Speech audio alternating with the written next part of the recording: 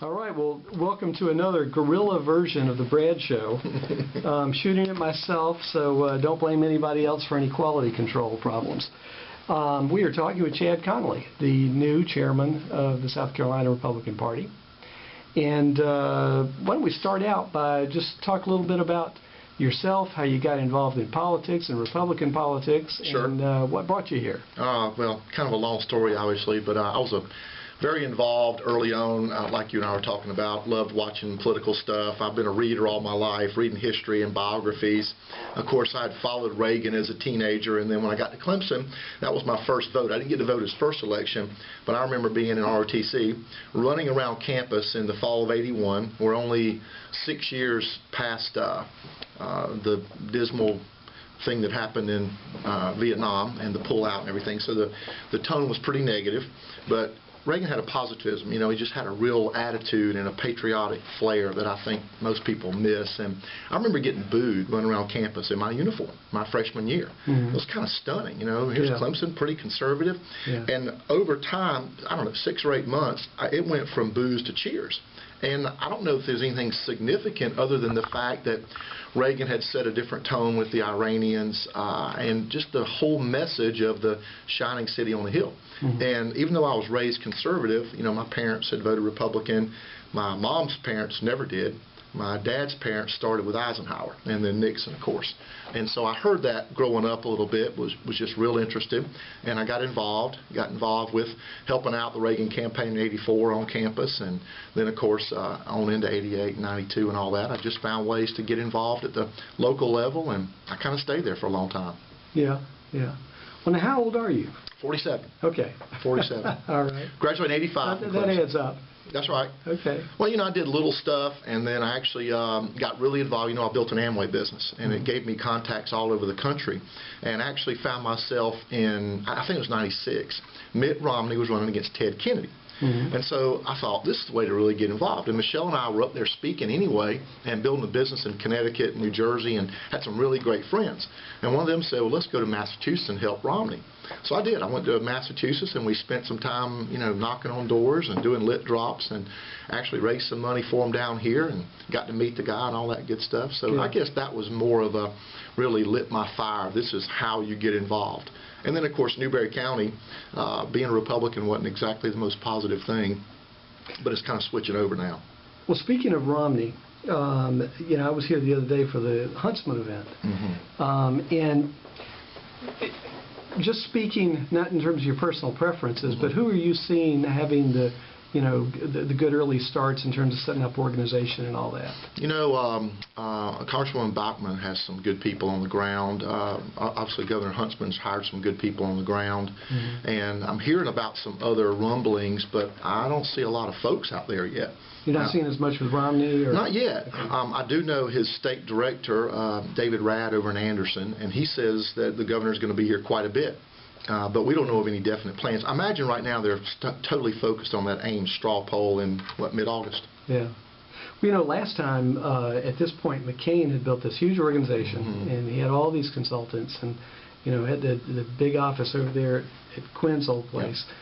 And then all of a sudden he had to let everybody go when things started going south. And everybody said, well, he might as well get out. And that's right. Then he wins. You know, I think last time it was such an early start. It was. It set a new paradigm for us. And we saw so much of that on the ground activity.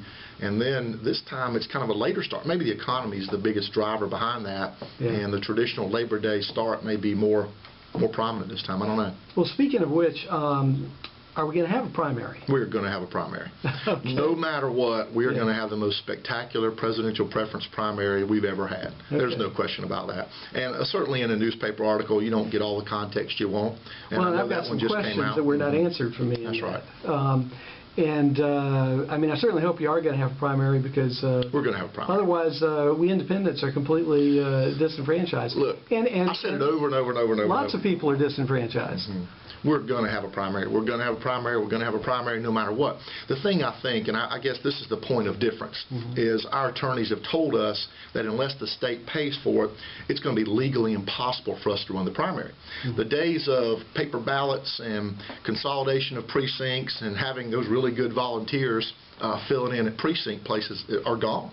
And so now the independence of the vote, the integrity of the vote, Help Americans Vote Act, things like that, the game has changed. Well, if the state doesn't pay, is there any possible way you can raise the money? Yeah, look, to do it as we're going to have to do what we got to do. Yeah. And I've been told it's legally impossible to run it unless the state runs it.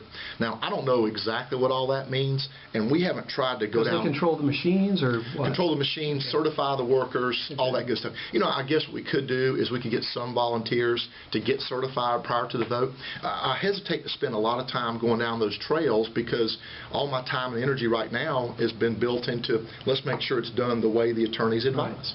Right. Well, you know, one thing I'm not clear on is what part of the budget is that in? In other words, what is at stake aside from that? Aside from the fact that the governor said she didn't want to pay for it. Right. You know, is there anything else in that in that part of the budget that would be affected by? I don't think by so. A veto? Is that off by itself? I think it's in the Election Commission's part of the budget, though. Okay. And there are all sorts of machinations about how this is working and how it would work and could work. So I'm not real sure if there's anything else that kind of brings it up and makes her think she wants to veto it. But we're going to do whatever it takes to have a presidential preference primary. Well, you know, we got elections we need to have here in South Carolina next year. So. That's exactly right. And to us, it doesn't make any difference. And look, in 4 years, the Democrats are going to want this money too. Yeah. And we're going to have long memories. And I'll tell you, I'll be the first one out there. If the attorneys say that this is the only way to legally do this and to make sure everybody votes, open all the precincts, there's some 2,400 of those around the state. So if you've got to have 3 certified workers, you can do the math. This gets not just expensive, but it's a heavy workload. It's a big lift for somebody, especially a volunteer organization. And so we're going to have a presidential preference primary no matter what it takes.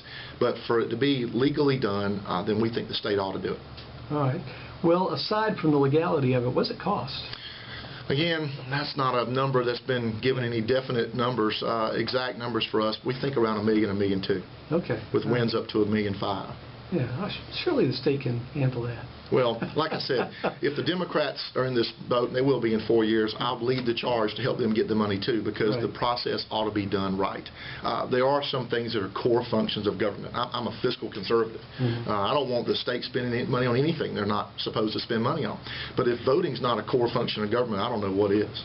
Well, you know, for individual South Carolinians, if we don't have this primary, basically nobody gets a say in affecting the outcome of the presidential election. Look, this is a big deal. Because in South Carolina, in the general, the Republicans going to win either way. So whether you're a Democrat, Republican, Independent, you might as well stay home because you know how it's going to turn out. I'll take it one step further, Brett. This is your chance to have an effect. You better believe it. I'll take it one step further. I don't know how much in the weeds you want to get in this, but the RNC in their wisdom said South Carolina should be a carve-out state. We've been identified as a representative vote.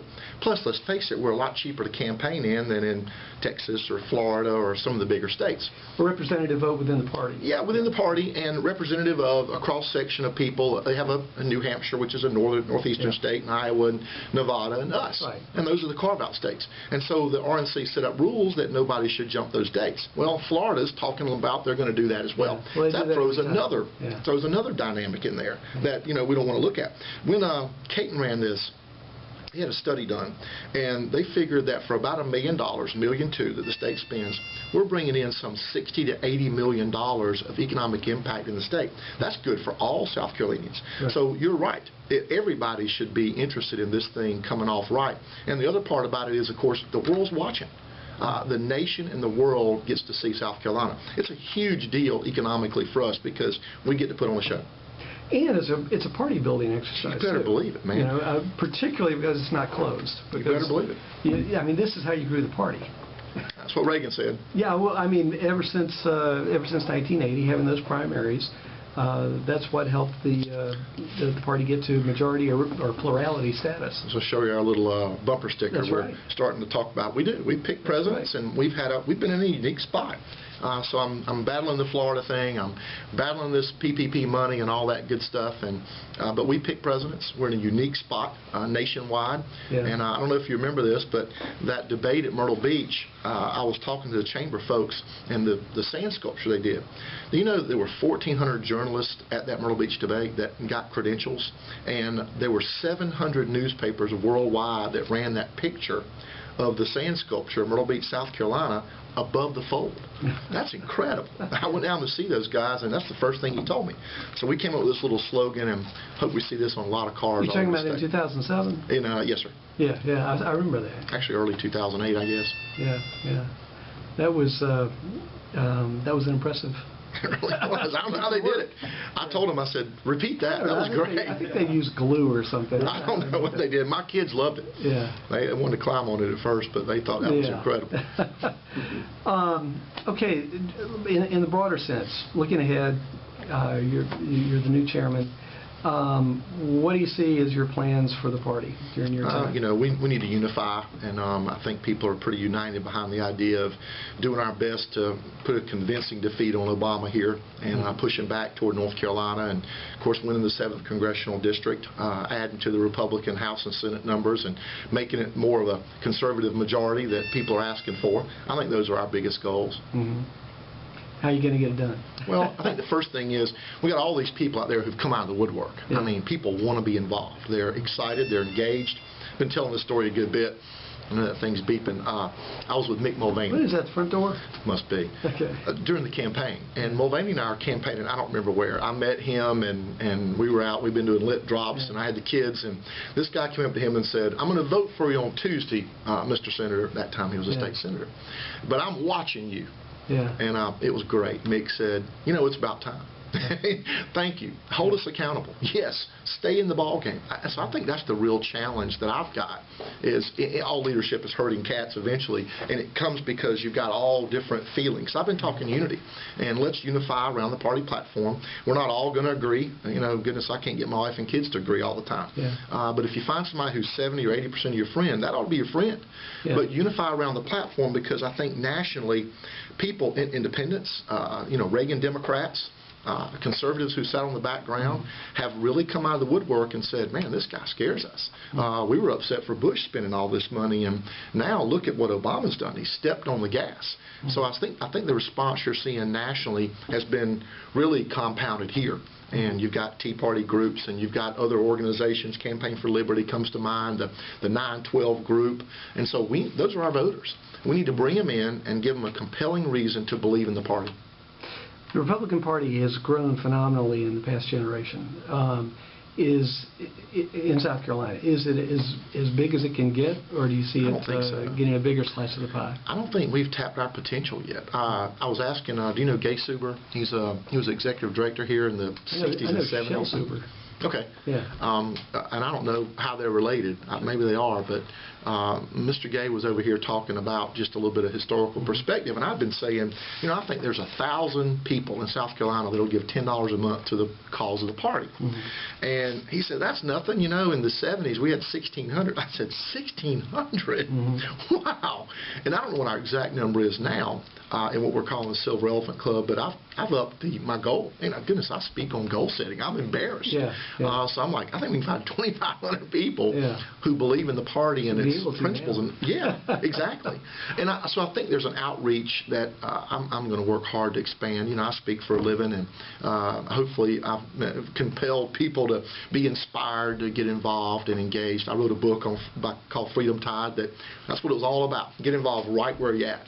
I coach Little League Baseball, and I told my parents, find something you're supposed to do, and that's what I'm here doing. Is I love these little boys, and I want to help them succeed, and I do all that stuff. Is every day and every way I'm getting better and better, and I work on their attitude, and so I'm going to really try to apply that here and draw people in and say, okay, it's okay if we don't agree on everything. I get it. I have 4 children and a wife too. Well, as soon as you get to this size, and people are not going to agree. Absolutely. That's what happens when you try to get a bunch of people in the tent. You got it.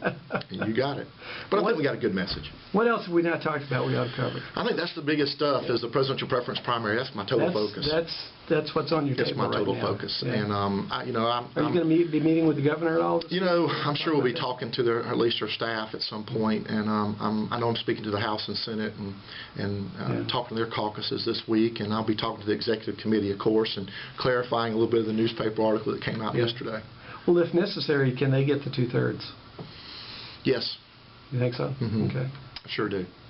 All right. I really do. I think they get this idea of the legal aspect. And I respect the governor. She's got every right to veto what she believes in. I just think she's making a mistake of not listening to the legal side of this and seeing that it's a lot bigger picture than we think.